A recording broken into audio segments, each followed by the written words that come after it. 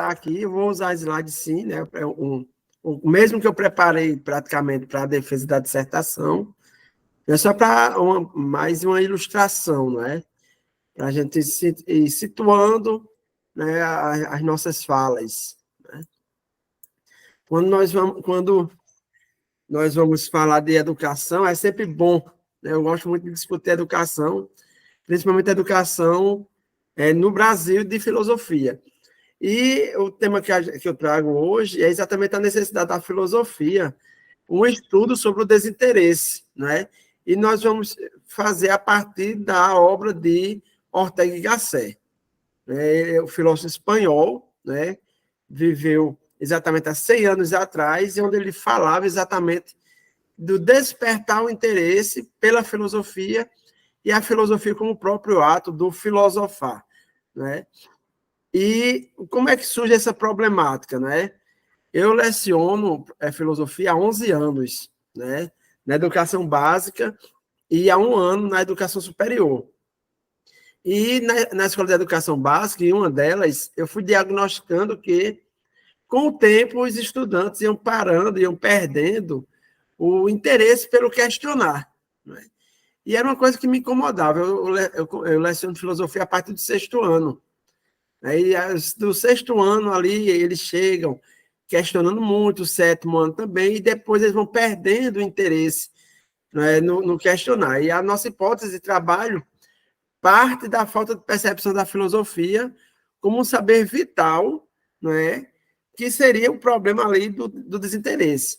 Muitos querem... a própria escola brasileira ela é muito tecnicista no seu ensino, isso serve para quê? Né? A gente sempre ouve isso dos nossos alunos. Isso serve para quê? Eu vou usar isso onde? Né?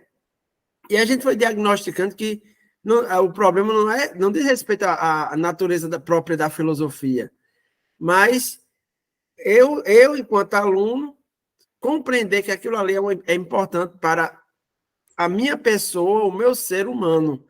Né? E é interessante que durante toda a pesquisa, né, nós fomos vendo e diagnosticando que muitos desses alunos não conheciam, não sabiam o que era filosofia, não sabiam como fazer filosofia. Né? Então, a pesquisa nós realizamos dividida em 2 momentos, um teórico, fizemos uma revisão bibliográfica do que tinha escrito, do que nós tínhamos já publicado, e, em seguida, fizemos uma parte prática mesmo, como o próprio Prof. Filo pede, né? Como o programa pede. Né? Fizemos uma contextualização do retorno da filosofia para a grade escolar, né, no Brasil, ali depois do processo de redemocratização. Nós percebemos que esse retorno foi conturbado, muitos professores que lecionavam filosofia eram de outras áreas, era de história, era de geografia, matemática, língua portuguesa, porque nós não tínhamos, devido todo o período que ficou ali do regime militar, né, da ditadura militar, não tínhamos os cursos de filosofia abertos, também não tinha profissionais formados na área. Então, a filosofia retorna à grade escolar, né, do ensino médio principalmente, mas sem um profissional apto para lecioná-la. Então, era aquela pessoa que ia para completar a carga horária, né? Ele estava ali na escola, para completar sua carga horária, ele ia para a aula de filosofia. E o que nós vimos nisso aí, nessa pesquisa, foi que as aulas de filosofia eram mais um complemento da disciplina deles. Nós encontramos, por exemplo, professores de história que lecionavam filosofia, mas na aula de filosofia eles davam aula de história, né? Assim como de português e de matemática. Né? Ou seja, não tinha aula de filosofia na prática, tinha só na teoria.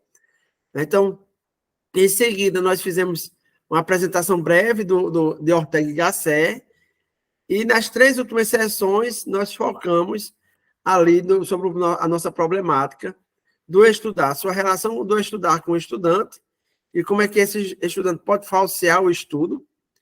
Trazemos a escola, numa sessão seguinte, como fomentadora de sujeitos que vivam à altura do tempo, e, em seguida, fizemos toda a questão da prática filosófico-pedagógica, ou seja, a aplicação mesmo do projeto. E, como eu disse, a pesquisa que nós fizemos, dividida em duas partes, né?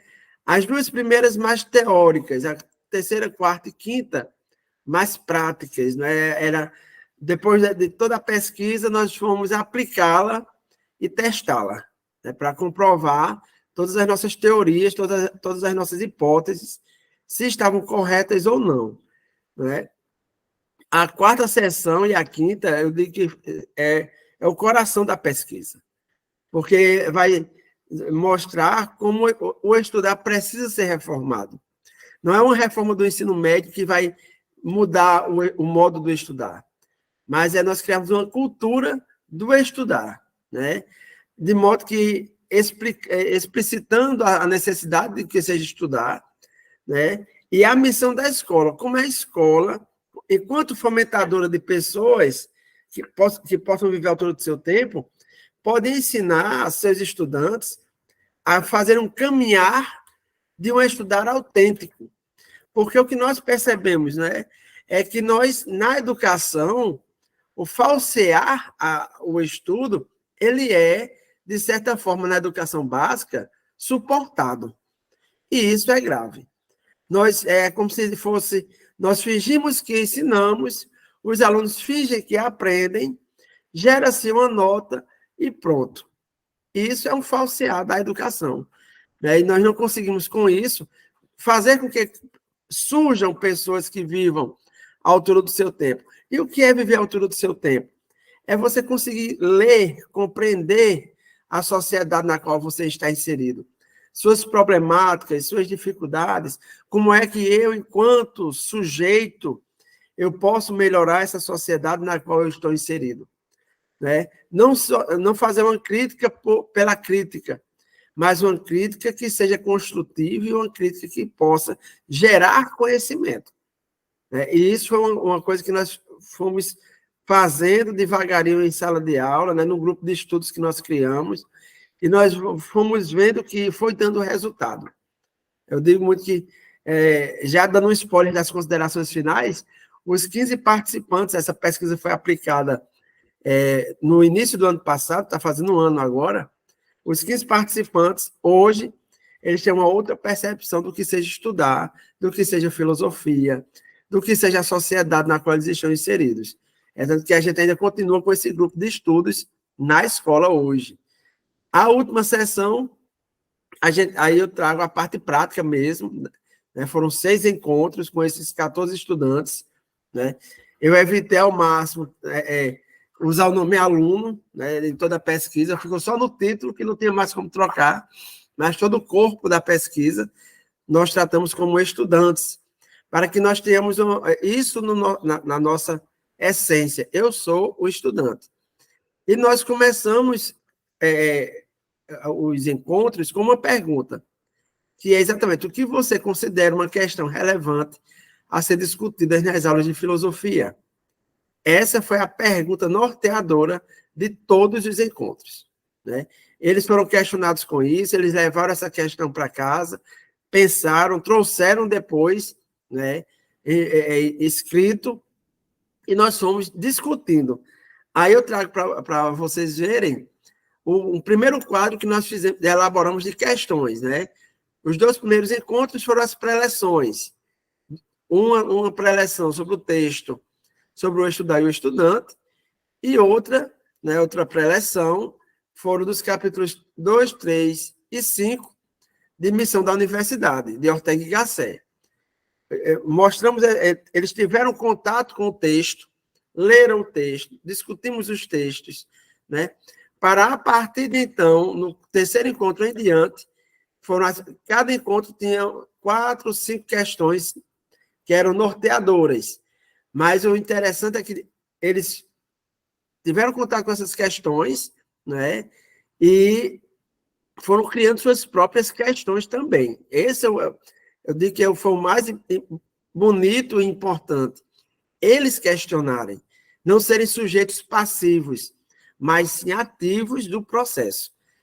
A todo momento nós colocamos eles como ativos, né? E 2 estudantes trouxeram essas contribuições que estão nas telas de vocês aí, que é exatamente o estudante G, né, nós usamos para preservar suas identidades, o sigilo exigido pelo Comitê de Ética em pesquisa.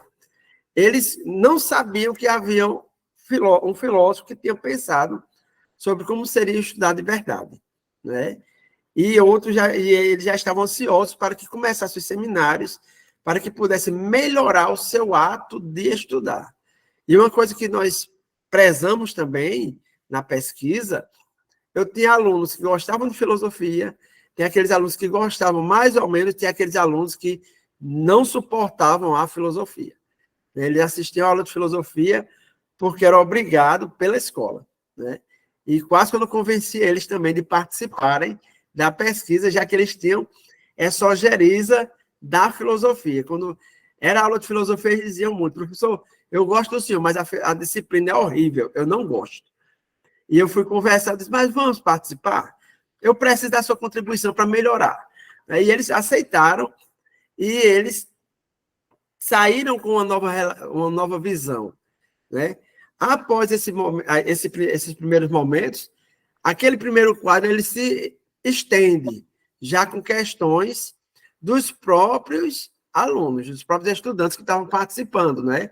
Como vocês podem ver aí, conforme eu recolhi as questões e fui agrupando as questões dentro dos temas de cada um dos seminários, né?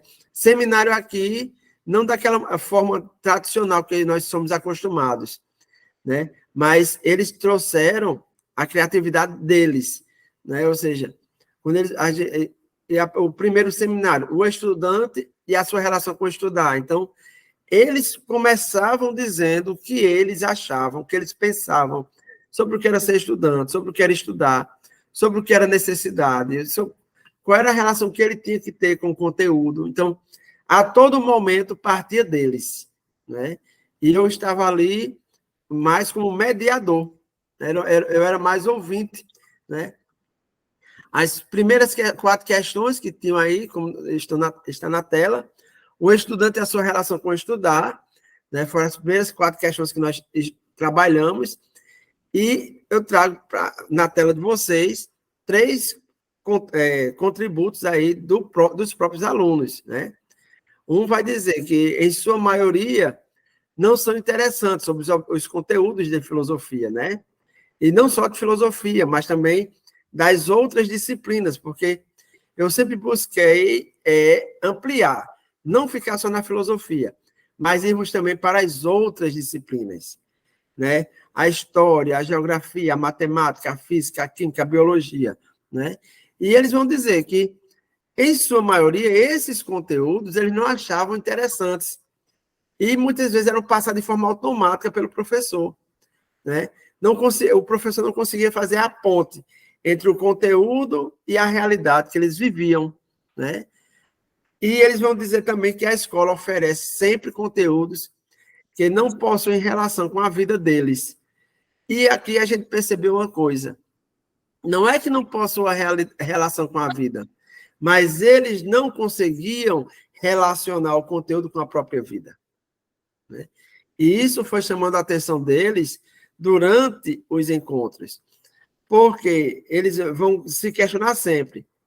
Acontecem as mudanças, e o interessante é que essa pesquisa foi aplicada durante a implantação do novo ensino médio na escola, e eles foram reclamar. Eles disseram, o governo não nos perguntou. Em nenhum momento o governo chegou para a gente e perguntou o que a gente pensava, o que a gente achava daquele conteúdo.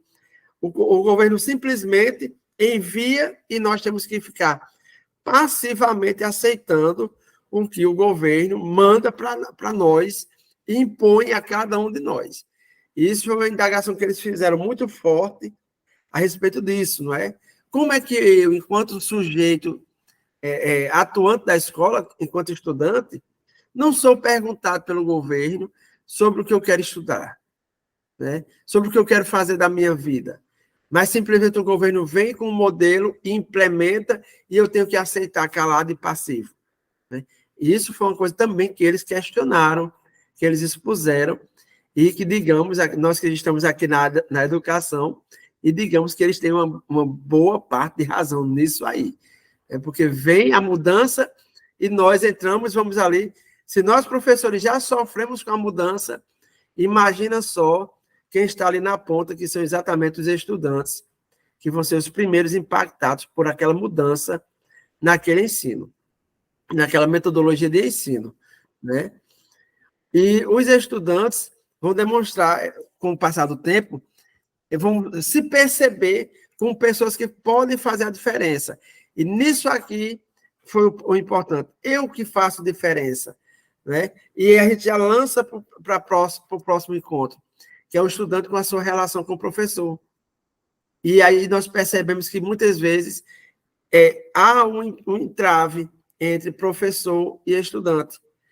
E nós, professores, devemos ser atentos e sensíveis para quebrarmos esses entraves, para que nós possamos atingir nossos estudantes. Porque se eu não consigo atingir meu estudante, eu não estou sendo professor, não estou ensinando. Né? Estou lá indo preencher uma carga horária, assinar ponto, bater ponto na escola. Mas eu não estou conseguindo ensinar. Por isso que Ortega y Gasset vai dizer, eu só posso dizer que ensino se o meu aluno aprende. Se ele não aprendeu, eu não ensinei. Isso é uma coisa muito interessante. E aí na tela de vocês tem aí 4 contributos aí dos próprios estudantes. Né? E o segundo é bem interessante, quando o estudante B diz, tem professor que precisa aprender que seus alunos não são seus inimigos. Né?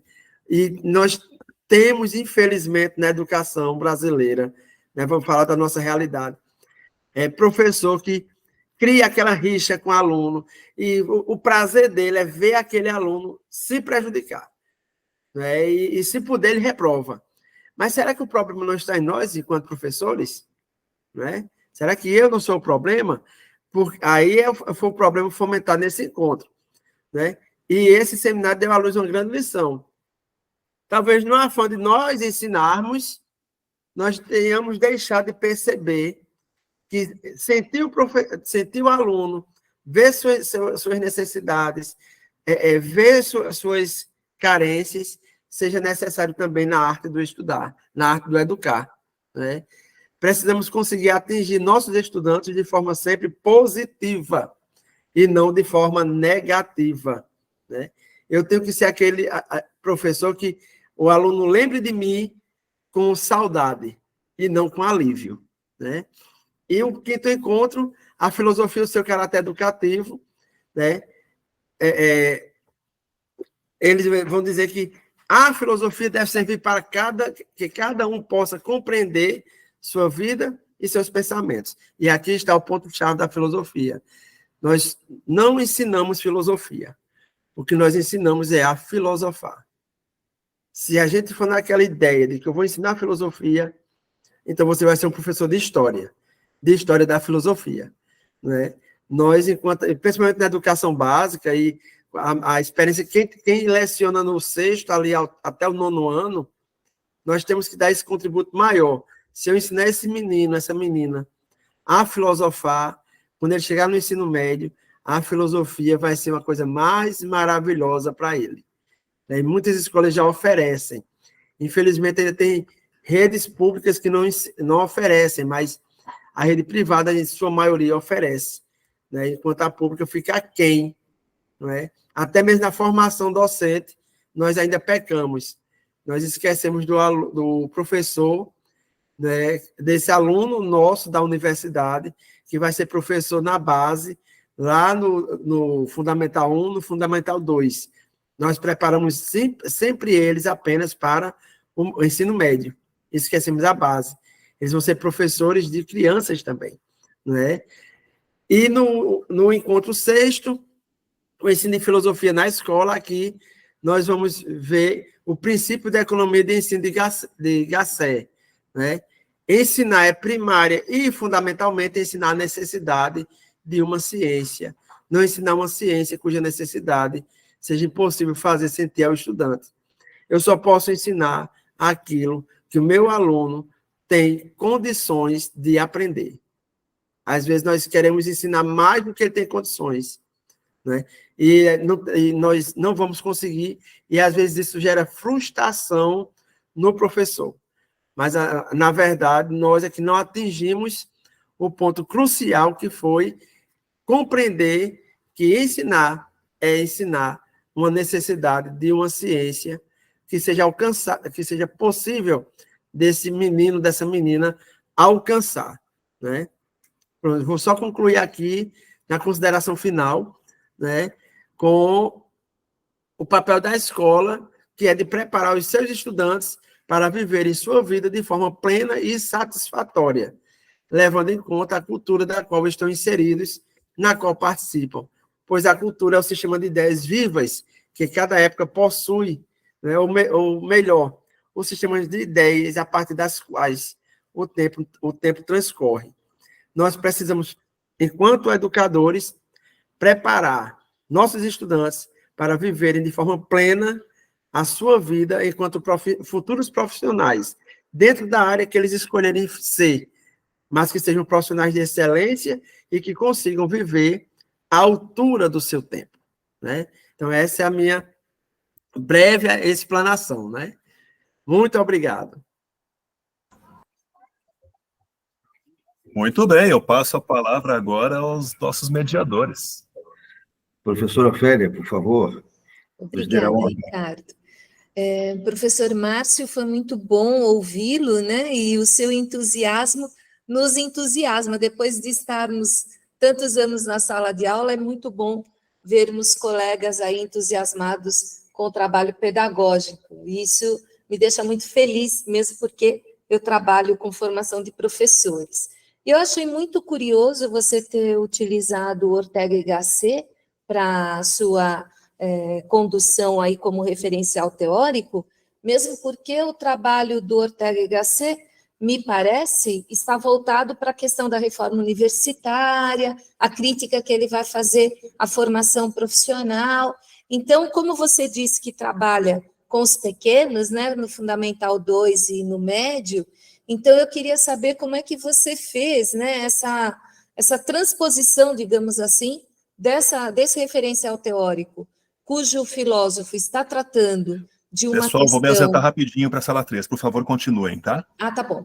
E como que você, então, fez essa transposição, né, para que os estudantes aí que você utilizou, entre muitas aspas, né, porque o estudante não é o objeto da nossa pesquisa, mas ele é sujeito da nossa pesquisa, mas como é que você fez, então, essa transposição desse texto, né, para você fazer as preleções aí com os alunos? Eu não sei bem, Ricardo, se a gente interpela os colegas que estão apresentando ou se a gente faz um breve comentário, não sei o que você havia planejado, mas a minha contribuição é nesse sentido.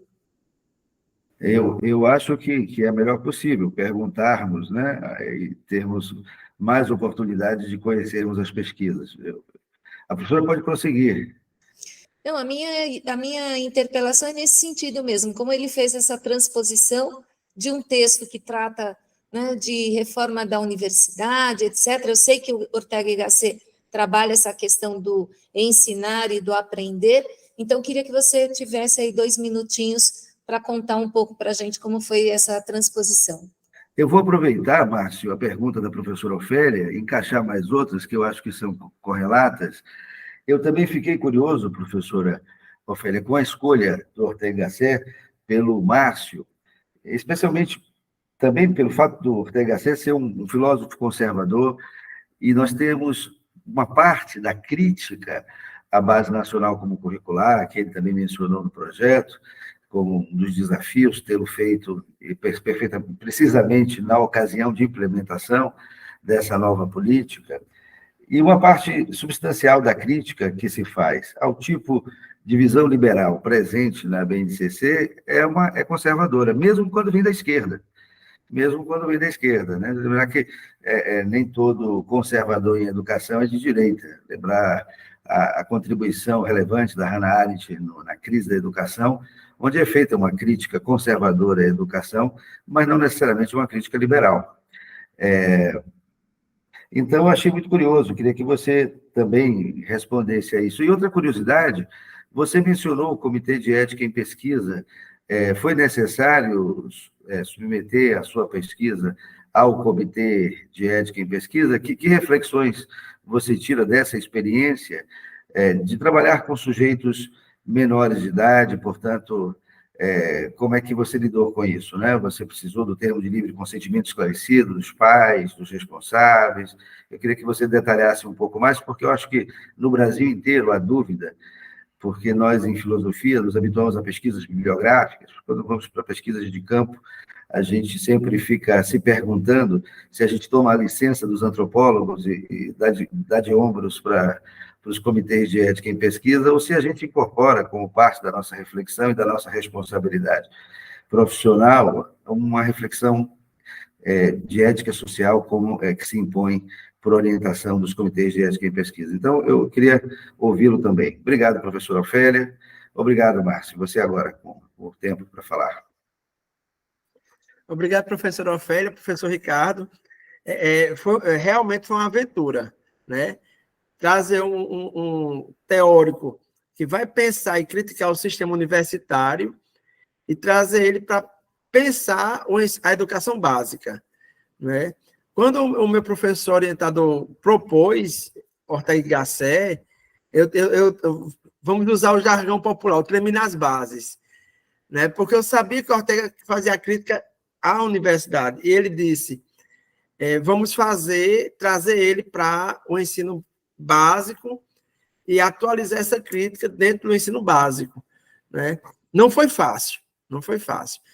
Eu tive que ler quase que toda a obra de Ortega para ir encaixando e fazendo todas as adequações necessárias, possíveis, né? Toda a parte do referencial teórico ali, a revisão, a pesquisa bibliográfica foi muito densa, né? Muito densa mesmo, mas o produto final nós consideramos, né? Eu e meu orientador, professor Galileu, consideramos muito bom, né? Que nós conseguimos atingir exatamente o ponto-chave. E aí, professor Ricardo, que encheio de uma coisa que o senhor disse, né? A gente atrela muitas reformas, ou direita ou esquerda, e sempre conservadoras, né? E o meu orientador, ele é de direita assumido, não é? E a gente sempre tem aquele choque de ideias. Quando ele vinha, aí eu disse, não, mas não pode ser só assim, não vai assim. Ou seja, eu acho que também teve esse contributo muito bom, né? E a respeito do Comitê de Ética, né, foi uma novidade, eu acostumado só com a pesquisa bibliográfica mesmo, teve que fazer reuniões com os pais, os responsáveis, com os estudantes que iam participar da pesquisa, preencher toda a papelada, que não é pouca, né, é muita papelada mesmo, né, são muito exigentes, né, eu compreendo, até porque nós estamos lidando com seres humanos. Até no dia da defesa da dissertação, uma pessoa questionou por que eu não tinha usado fotos, né, dos alunos participantes. Eu disse que eu não podia usar, né, porque eu assinei um termo de sigilo de imagem deles, então não posso usá-los, né, porque senão quem ia sair prejudicado seria eu no final. A pesquisa podia ser toda cancelada, toda suspensa, né. E uma coisa que eu percebo muito, e aí o texto primais que eu digo de Ortega y Gasset, professora Ofélia, foi sobre o estudar e o estudante, né? E aí, sim, missão da universidade, nós usamos só 3 capítulos, né? O 2, o 3 e o 5. Mas sobre o estudar e o estudante foi primais na pesquisa, porque, fora, por exemplo, o que é filosofia também de Ortega y Gasset, e Rebelião das Massas, né? Mas por que eu falo mais sobre o estudar e o estudante? Porque esse texto está falando da relação do estudante com o estudar. E quando eu apresentei esse texto a eles, é um texto curto, de pouco mais de 20 páginas, não chega nem a 20 páginas, eu acho, né, na versão que eu preparei para eles, eles leram e eles começam, e quando nós fomos discutindo, debatendo cada termo, cada conceito, eles foram percebendo que eles não sabiam na vida toda o que era estudar, né? E eles foram tendo umas novas luzes sobre o que seria estudar, a relação dele com o estudo, né? E eles diziam, eu passava a minha vida inteira achando que eu sabia o que era estudar. E agora eu percebo que essa necessidade tem que partir de dentro de mim. Não é meu pai, minha mãe, não é meu professor dizendo que eu tenho que estudar. Mas é eu percebendo, enquanto uma necessidade minha, interna, autóctone, né, verdadeira. E aqui a gente chega no ponto X, que é quando Ortega y Gasset faz a crítica à falsidade do estudar. Quando esse estudante finge que estuda para obter determinada nota, e nós, professores, acreditamos que ele sabe de tudo porque ele tirou um 10 ou um 100, dependendo da linguagem que usa em cada escola, ao final de todo o processo. E, às vezes, ele não aprendeu nada, ele apenas decorou fórmulas, frases, para conseguir aquela nota.